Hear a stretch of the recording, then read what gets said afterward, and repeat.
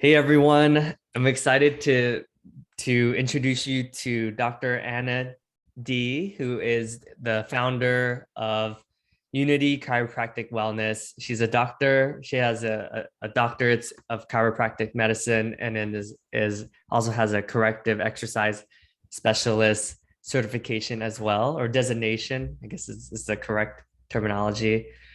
And yeah, I'm really excited to introduce to her. She's one of the top rated doctors on Zocdoc. That's actually how I found her. And she's been killing it ever since, it sounds like. Yeah, hi Davidson. Thanks for inviting me to your podcast to, something that you've been passionately doing for a while. And I'm very glad to be a part of it. Yeah. Yeah, there's certain people that have this energy that, like they're just gonna crush it in life. And ever since I met you, you've been very, very generous with not only your time and energy and contributing to orphans in Vietnam, and now we've expanded it to Thailand and Indonesia. So Yeah, thank you for your very, very generous contributions there. you're very And welcome. Davidson, you're also someone who, like, I've just never really met many people like you. And I remember I was like, how is this guy able to connect so many people together? And how does this guy know so many people and has the energy to host all of these networking events and also uh, still remain like, giving everybody a personalized attention and bringing everybody together? And I was like, I had to ask like what your sign was, and you were like, "Oh, you're a Leo, right?" And I was like, I've never really believed in any like astrology signs or anything, but when I met other people who were like pretty similar in that they gathered people together, I noticed that they were all Leos as well. So I don't ah, know if it's astrology or hmm. whatever, but you are definitely a remarkable person, and I'm very happy Oh, to be a part of this and everything that you do. oh, that's very generous. Yeah, that it's the Leo. It's interesting because I also don't follow a lot of that too. And yeah, you're right. I remember working at a company where there was four of us in the same section on the same team, and we were all Leos, and we all sat next to each other. And Oh, dang. it was just crazy because like there's the office was maybe 300 people in that floor, like it was like pretty big office, and we definitely like were the life of the party, and we would No, always big be Leo energy. yeah, Yeah. yeah. People would just be like, man, these guys like have a lot of energy. And people would always be like, Yeah. what is going on over there? Yeah. I believe it. I believe it. That's funny. Yeah. Um, but yeah, I think one of the unique things is like, I mean, you're also a bodybuilder, like you do a lot of different things. Like, how do you know like what to focus on and I know we talked a lot about like how do you know when's the right time to start your own business? Because I think that's probably the most common question that people ask. So that's definitely a very good question because I knew it was, well, I never really knew when was the right time to start my own business because there was definitely some chiropractors who got out of school and went straight to business. And there were Hmm. some that maybe waited a year and then, found the space to lease from, after getting like a big business loan. But Hmm. with me, I was working for somebody else for maybe about 3 years, 3.5 years. And I always thought on this, like in the back of my mind, oh, eventually when I save up enough, I'm going to write a business proposal. I'm going to bring it to the bank and I'm going to lease a large space with like 3 rooms and I'm going to pay for all of the tables. I'm going to pay for a billing staff. I'm going to pay for a front desk, but I need to save all of that up first before I start business. And that was my original thought. That was how I originally thought I wanted to start my practice, with like a huge safety net of like, maybe like at least 3 months worth of rent. I wanted to have everything ready and going, and then, sit there and have the patients come in. But then because of the whole pandemic situation, actually, I started my business in February of 2020 after, not 2020, February of 2021. So actually this year, I started my business February 2020 of this year. And everything was still very, very slow. People weren't coming back into the city yet. And I managed to just kind of cold message physical therapists on LinkedIn to see if anybody wanted to sublease office space for me. So because I messaged someone who had an existing office with, an existing front staff, an existing, setup with like tables everywhere, and, an existing patient base, I was able to just message the physical therapist that I work with, who's integrated physical therapy. And I said, hey, I used to work around Grand Central working for somebody else.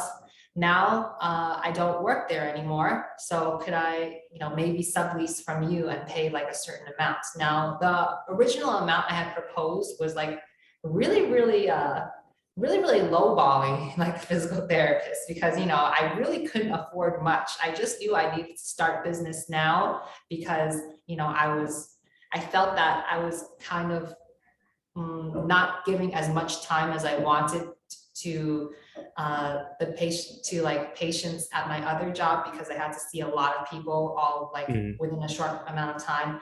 But anyway, so I gave the physical therapist a really, really low offer for like my monthly rent. And he said, I'm going to need like 50% more than that. So I, was like, okay, I'll talk to my people. And I talked to my parents, and my parents were basically like, okay, well, if you're very, very certain that you want to start business, we've got a little bit of money saved up in a TD bank, and you could just like use that money, right? So thank goodness I had that extra money that I was able to start, I was able to be able to afford the extra 50% that he was proposing. And my dad was like, oh, make sure that you don't skimp on the advertising. He was like, put ads on the newspapers and stuff, because he's Chinese. So he only like, looks at advertisements on the newspapers and stuff.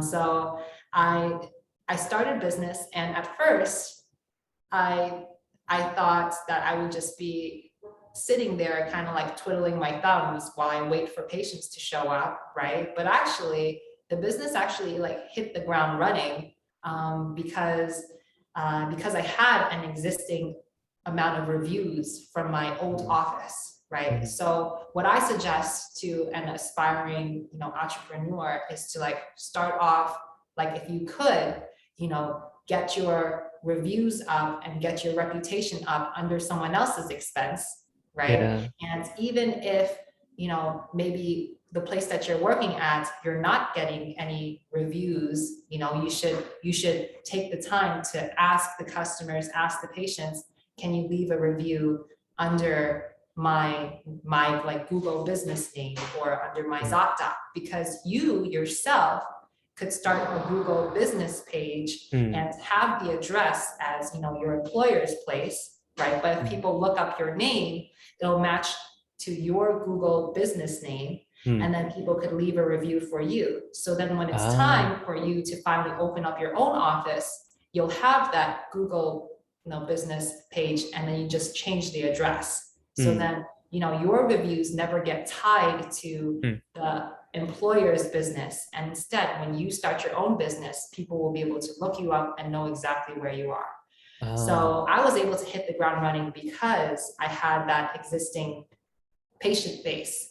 But I mean, not patient base, but patient reviews, because when I left my old job, I wasn't allowed to transfer over.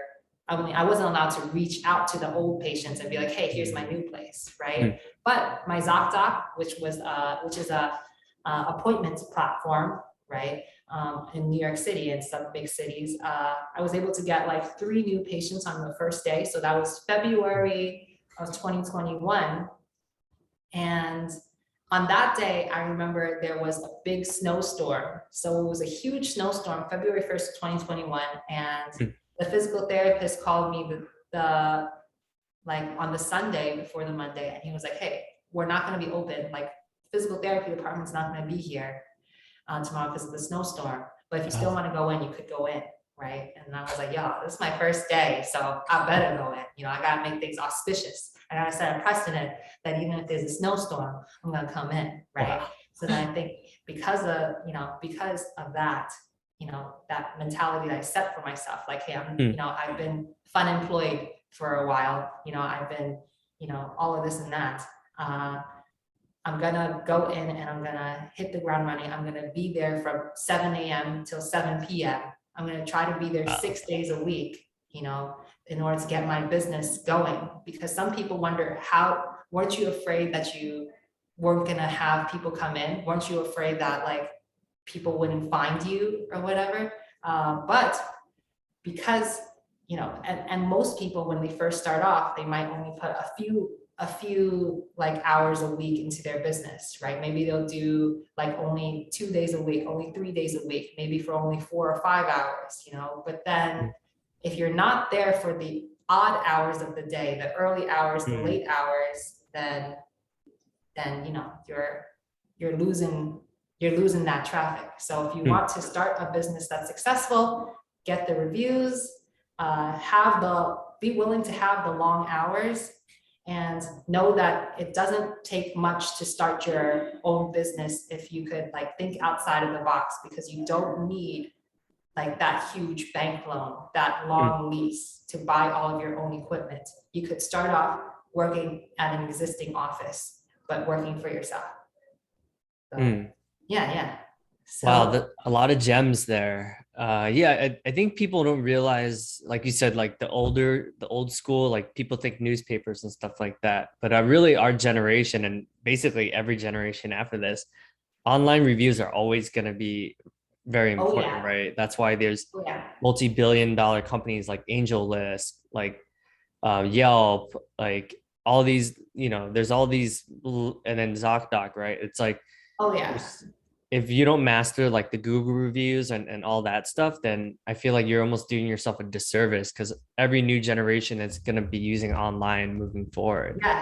Yes. Every new generation uses online stuff, and you have to figure out how you could accommodate to always being one step ahead, or utilizing these things that are supposed to help your business. Like when I first tried to start getting more reviews for my business, I used an app. Well, I used this service, this company that would send an email to a patient, and then in that email, there's like it asks, so how was your visit with Dr. Anna D? And then it leaves 5 stars for you to possibly click.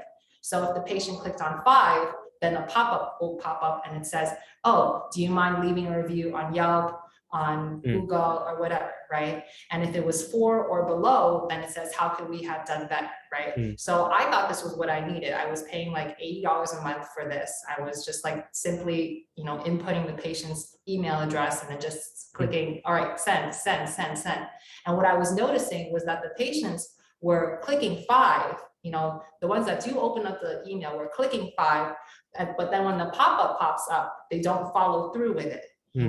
So it wasn't worth it, because it seems like it was still an impersonal way of asking for the review, right? The patients felt that, and I feel that the patients thought, hey, I left the 5, she knows I appreciate her, that's all I need to do, right?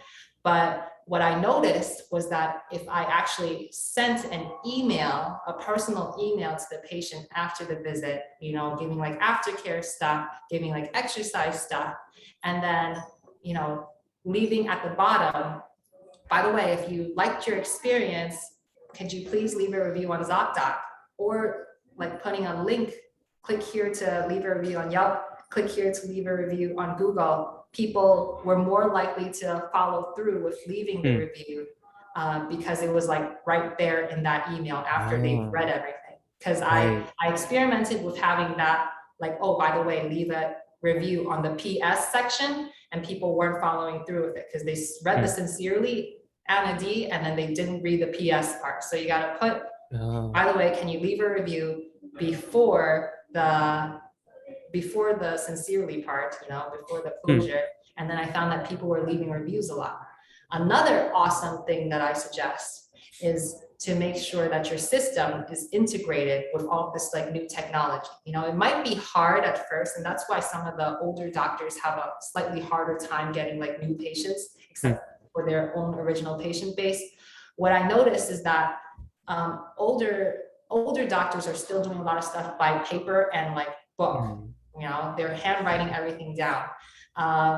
But Mm. if you have an advanced system that's integrated with, like, let's say for like online scheduling, right? Then the patients are more likely to return, because there's a lot that will say, hey, I don't know the next time I'm going to come in. Then you just say, hey, you could just go online and find out when I'm available.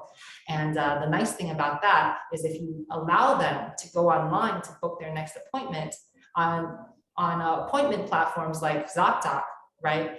A pop-up will literally pop up and say, by the way, how was your experience with Dr. Anna D? And then the patient Right. will say, well, I'm already going to her, so she's doing good. So I guess I'll just leave her a 5, So Yeah. that's another great like review generating platform. So there's Mm. so many things that if you just utilize technology, like it'll just make your job so much easier.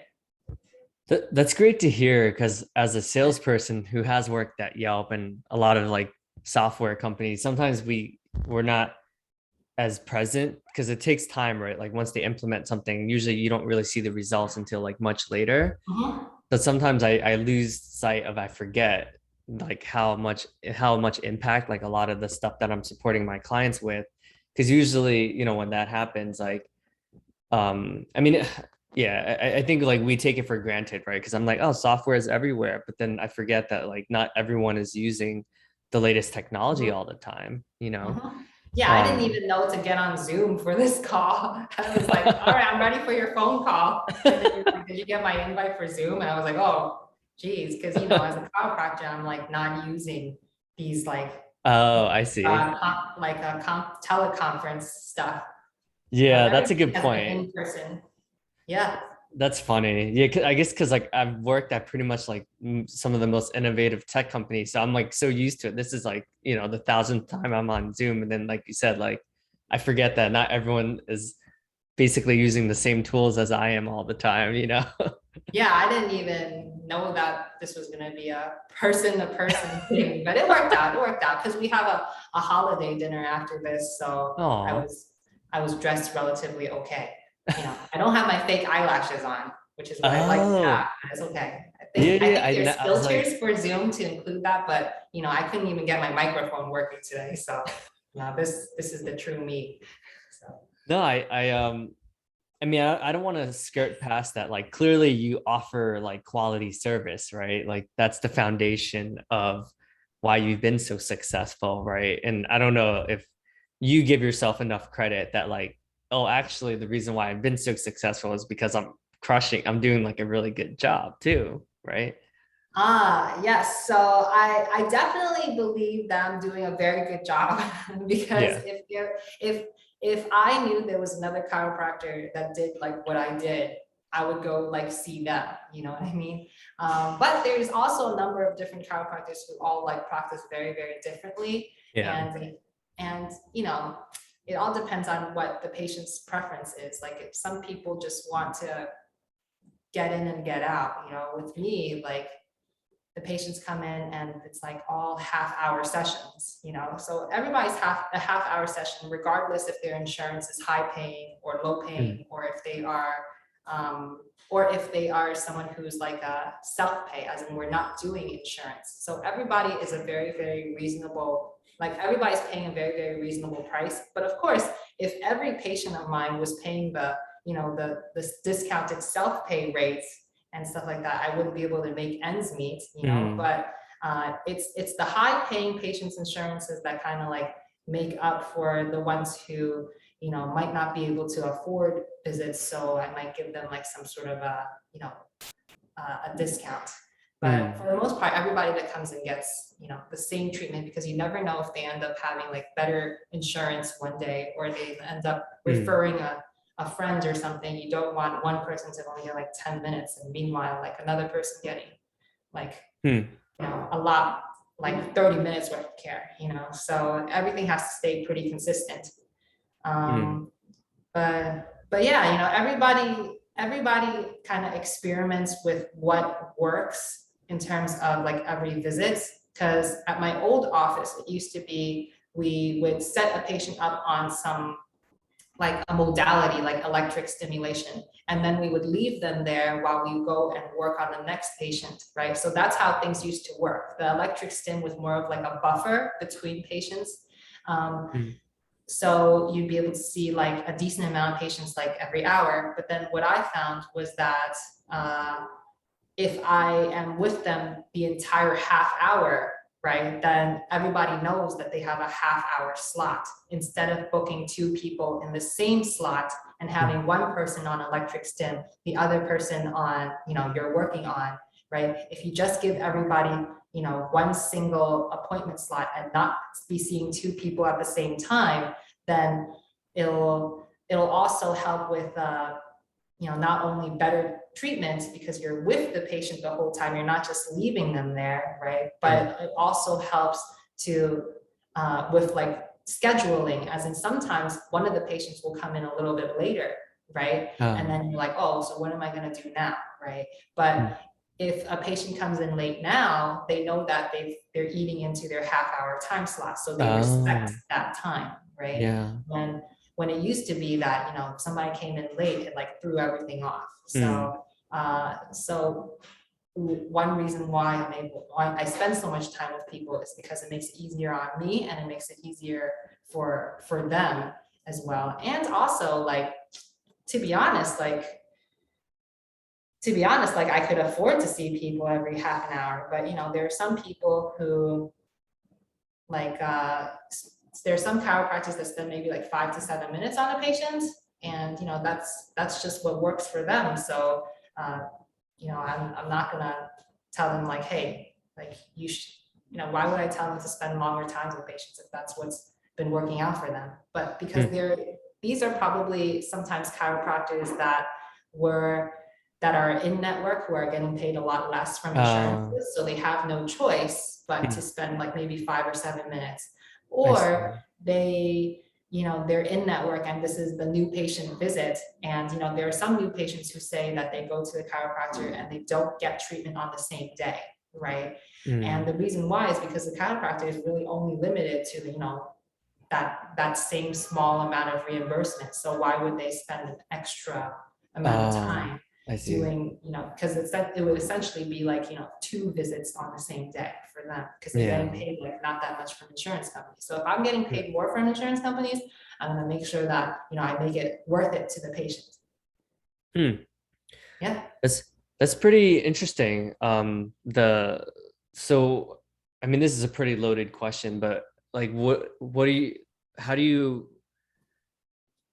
think of like in the medical / insurance industry in America? Like, do you think that it works, or like it could be better?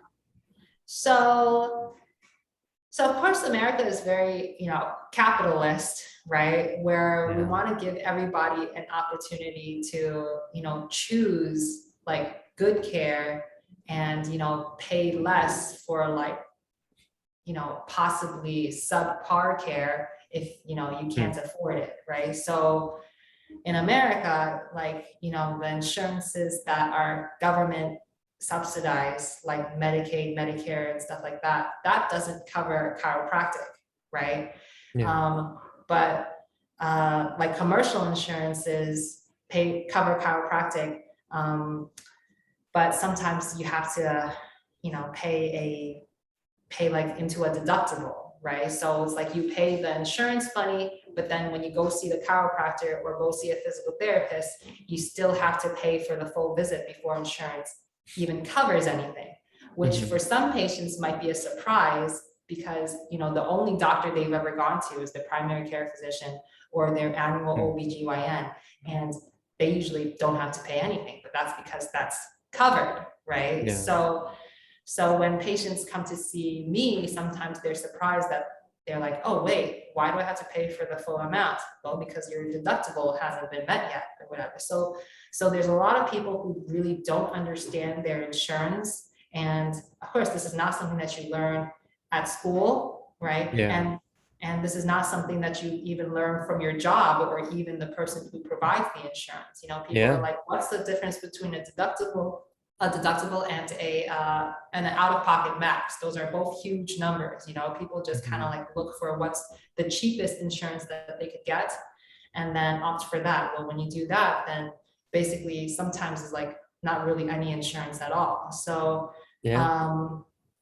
but you know, of course, I try to make sure that it's affordable for patients who still have like that high deductible, that they could still come and see me. In fact, seeing me is like cheaper than like getting a massage somewhere as well, you know. But of Yeah. course, I'm a Yeah. big fan of getting massages, you know. But of course, like with me, people see me, they pay their rate, they don't even have to tip, you know, and they're getting that half-hour session. So in most cases, it's actually like pretty worth it, you know. So there's definitely some patients who come in and, you know, don't realize that on their first visit, I spend like 15 minutes assessing their posture and telling them what got them to that point. Because, you know, I feel like, you know, and then like some parts of me are like, oh man, I just want to get them on that table already, because, you know, they're looking like they're in a lot of pain, but I know I have to explain to them what's happening first.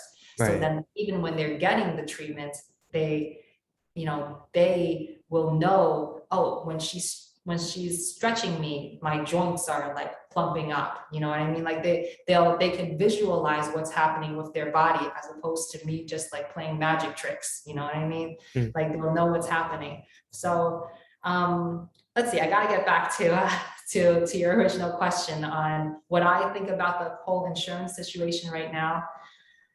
I mean, I don't think it's really going to change that much, because you know, different medical fields have different like political bodies of people like trying to get higher reimbursements from insurances, that even if we did universal healthcare, you know, certain providers are gonna want to be paid more than other providers, you know. Right. If I'm getting, you know, the same payment as somebody who's in network, you know, I feel like I could still make ends meet, because it's fine with me. But then for some people, you know, they have like some like really crazy rents and, you know, crazy amounts of staff, that I don't know if things would, you know, they would make ends meet. Interesting. Yeah. Yeah. Yeah. It's such a complex. It's like you said, it's not as simple as, right, because there's so many moving pieces and so many people, and then like you said, even politics is involved, right? So it's just a very Mhm. complex situation. And as much as we hate on it, like at least in America, like we have access to quality health, right? I hear overseas For and other, some people have access to it. well, if you have money, I guess. Mhm. But I mean, if you have money in any country, I feel like you have access in general. But I always hear when people are overseas and there's these places that were like, oh, they have like universal healthcare, and then they're like, yeah, then they have to wait 4 hours to get That's something true. done, you know. Yeah, So it's yeah. like the trade-off. Yeah, chiropractic in America, fortunately, is covered under insurances, because chiropractic was basically found in America. And, you know, we've had to grow a very strong political body Hmm. to try to make sure that we get paid by insurances without the need of a referral from an Hmm. MD. Because back when we first started, you know, similar to many other health professions, you know, when we first started, chiropractic was associated with a lot of other like pseudoscience things, like magnetism, using magnets to heal the body, or, you Hmm. know, claims that chiropractic could help with like curing people's hearing and stuff like that. So of course the medical community like was not recommending or encouraging chiropractic. Hmm. So because of that, chiropractors had to fight with insurance companies to get direct access, which means, you know, to not need an MD for a referral to see them. And because of that, medical doctors have never really needed to write any referrals for chiropractors. And in fact, you know, never really suggest chiropractic as an option, because they're not taught in school how to Hmm. refer to a chiropractor. You know, and not only that, the patients for the most part aren't even, you know, going to the medical doctor and asking for a referral, because for the most Hmm. part, their insurances don't request them to ask for the referral. So when it comes to that, you know, I'm very happy and blessed to be in a country that, you know, will pay for this type of service, because, you know, this is something that's usually a cash thing in Europe and Asia, Mm, and everywhere else except for America and Canada. So, but Canada is, I think Canada is a universal healthcare that actually does cover chiropractic. So that's yeah. something I haven't really looked into too like that much, but it works there. Hmm. You know what's interesting? I didn't realize this, but a lot of my friends became ODs, like doctors of Yes, osteo. DOs. Yes, DOs. Uh-huh. Yeah, yeah, and that like confused me because I mean I'm sure they don't go as detailed as like getting like yours, right? But they do learn some of these things, and I'm like, well, you can do like adjustments. Like that's to me like I was so Yes. surprised that they learned that in school. Yes, so doctors of osteopathy are taught how to do that, and that's what really sets them apart. That they could do like adjustments in here and this and that. Yeah, However, I think what they realize is that because their profession also allows them to do medical stuff and get right. reimbursed for medical stuff, it's much more profitable to just be a medical doctor that prescribes and sees like patients for the common ailments that aren't musculoskeletal. So then Right. doctors of osteopathy usually don't really do too much manipulation, as in like Yeah. like hands-on, like moving the joints or the muscle in a certain direction. But there are some that are like that. But yeah, it is something that's in their toolkit, but not a lot of them like actually practice that way. Yeah, that's very accurate. My best friend, he went to Rowan, or I guess it used to be UMDNJ. So a lot of their friends, like when I hang out with them, like there's only one guy that will like just for fun, like will do it for Yeah, me and my wife. But yeah, everyone else like they don't do it, and like only in school when they were in school like they would do it. But and that's nowadays like it's they don't even exactly. mess with it anymore, really. Yeah, So they could bill for it, but it's a lot of work, like, I could yeah, bill for it, but I spend like 30 minutes with the patient. yeah. So, Hmm. yeah. That's pretty cool. Like, yeah, you're clearly very knowledgeable and very passionate about what you do. And it's interesting, right? Because I do think there's still some people that they're like, oh, well, show me the science and show me. But then at the end of the day, like Um, I always feel good after our sessions. I'm like, well, I don't care about the science if I just feel great um, afterwards, right? You know? Yes, because there's definitely a lot of chiropractors who like on your first visit, they just do like, reflex testing. They have you look up, they have you look left, they have you look right, and then like ask if there's any pain and spend a lot of time just like doing that. But I Hmm. found that the most beneficial visit would be a visit where the patient comes in and I literally look at their posture and how they're standing and Hmm. explain to them exactly what muscles are painful and why it's painful. And they could visually see that, these like this is literally how their body is. So because I don't want the patients to think I'm like performing magic tricks, you know what I mean? Like I want them Yeah. to understand what got them to that position so that they'll understand like why the exercises are important that I show them and why certain things that I do are therapeutic, because Hmm. when a patient can visualize their bodies like healing, it's better than I'm pressing buttons and it's making things better. They're like, oh, Hmm. she's doing this for this reason, she's doing this for this reason. And Hmm.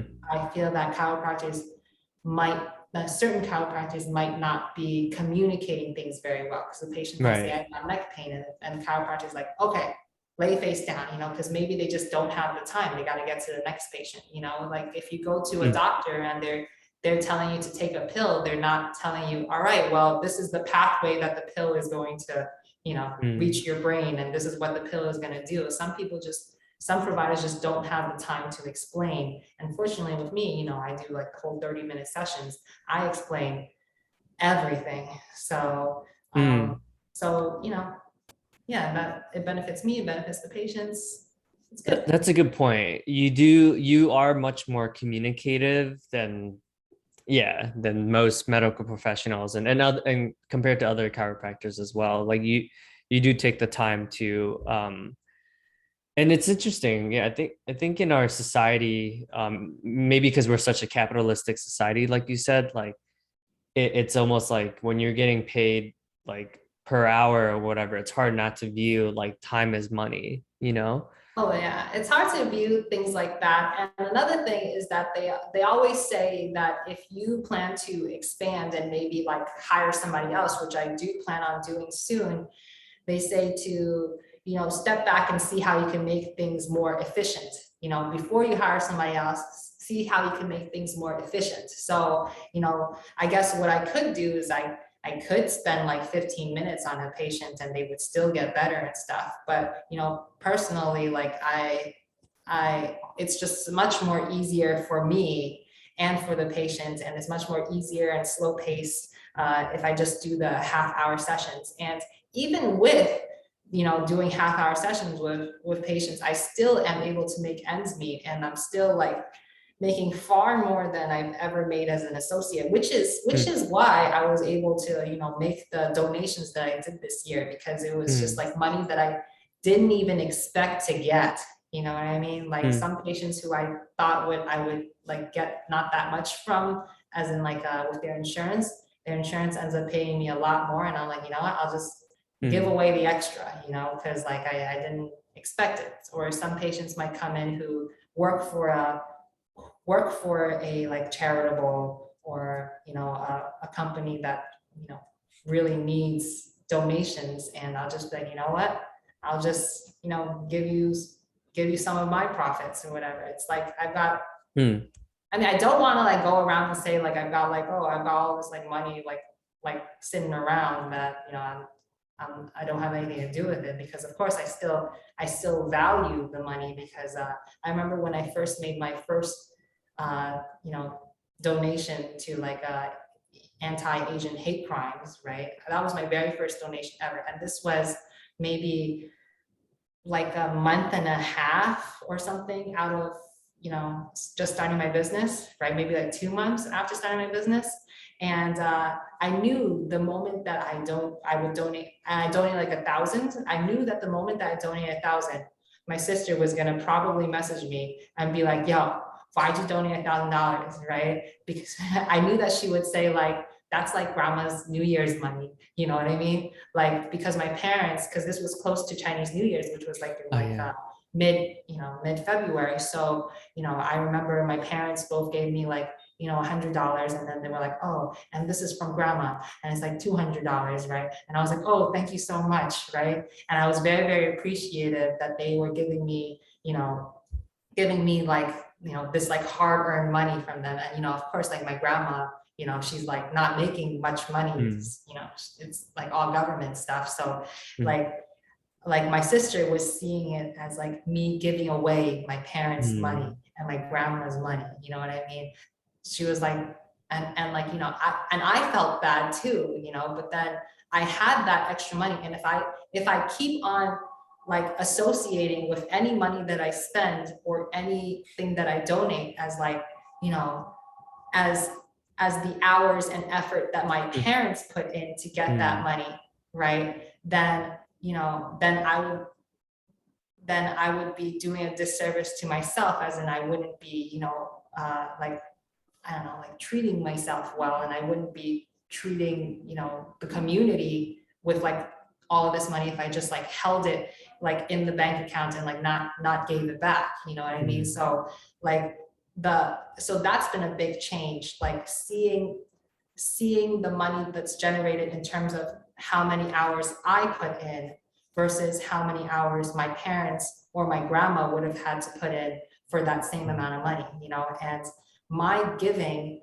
does not mean that I'm not going to give back to my own family, and I'm not going to give back to my sister, and that, because like my sister was like, oh, you should, take that money and pay off your student loans with that money. Of course, my student loans will get paid eventually, but like as of right now, I've got this extra money to give, and might as well. And if I'm in a good, stable situation where I could give at my age, why wait until I'm like, 40 and have paid off everything to start giving back if I can give back now, Yeah, I feel like the way your mindset is like I feel like you're the perfect example of like just like good karma, Like Oh, clearly you're doing a lot of good in the world, and because you're giving back into this universe, like the universe like has rewarded you with like, ah, obviously like a lot of things, like starting your own business and having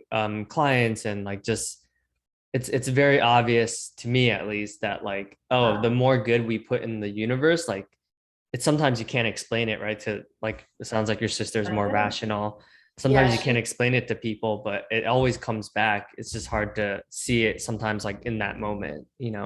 definitely does come back. And also, I've been fortunate to even have that extra money to give away. The universe has given me like this like surplus, and I've recognized it as a surplus that I could give part of it back, as Mm, opposed to being like, oh, thanks for the surplus, I'm gonna hoard it for hard times, mm, because because I've been privileged, right? Like I've been privileged to be able to give the money back. And mm, I think there'd be a lot of people if they had the extra money to give, and if they had a business, that was doing very, very good. Like it's even easier to give, because then, if I personally gave like $1,000 for Asian hate crimes, like I wouldn't post like $1,000 Anna D. I gave this away, But if it was my business that gave that, then like posting, oh, the business gave $1,000, then it's like, oh, okay, great. People feel that they could contribute to my donations by coming, as opposed to just be like, oh, okay, mm, I'm glad Anna gave $1,000, But if I post that I gave $1,000 and this is a business, people are like, oh, okay, this is direct like business funds going to it. And not mm, only that, but it's because it's a business fund, I could just, and this is the same with like even people who give personal funds, like, it's you give that money and it's not going to get taxed. You know what right. I mean? So I just like give that money, and then it feels like it, that same amount of money isn't the same as like, something that would get taxed. Like if I bought like a computer for $1,000, you know what I mean? This Mm, is like, you give $1,000, but that's technically, only like $600 in your part, because it doesn't include the mm. 40% tax. So I mean, yeah, yeah. So I'm present too from your sharing. Like as weird as complex as our American society is in terms of the tax and insurance and medical systems, like it all works, right? And at the end of the day, every country has its own problems and its own pros and cons. But I'm present to that, like, hey, like there's a reason why they do some of these things, and sometimes we don't understand because we're not like a tax accountant, or uh-huh. or most people aren't business owners yet, right? But then it's like, okay, like there's a reason why they have these and sometimes it's having faith and trust that like it's going to work out, and not stressing so much about the future.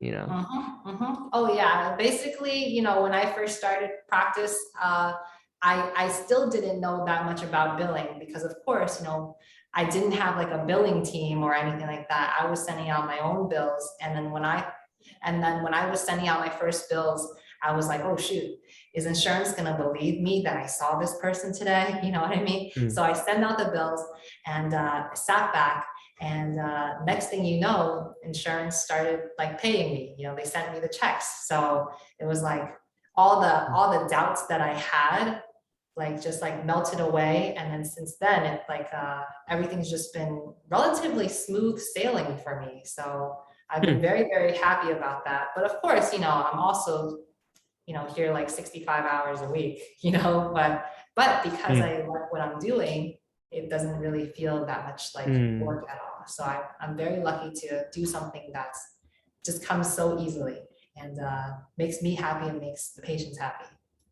Yeah, I feel like your mentality is very different than like a lot of Asians, like typical Asians, right? I feel like, I mean, it's like, well, I guess, there's Asians obviously that have like their own businesses, like restaurants or nail salons, or, like different, like the generation that came before us. So maybe not, but I do think like we tend to, maybe because when we come here as immigrants, like, they've endured a lot more risk and less stability. So sometimes it's hard for them to see like some of the things that we see, you know, and like you said, we are privileged that we have a little bit more, like, for the most part, we've had a lot of prosperity in our lifetime, right? Like minus like like one or two recessions, and they probably have seen a lot worse, like in terms of like the ups and downs of life.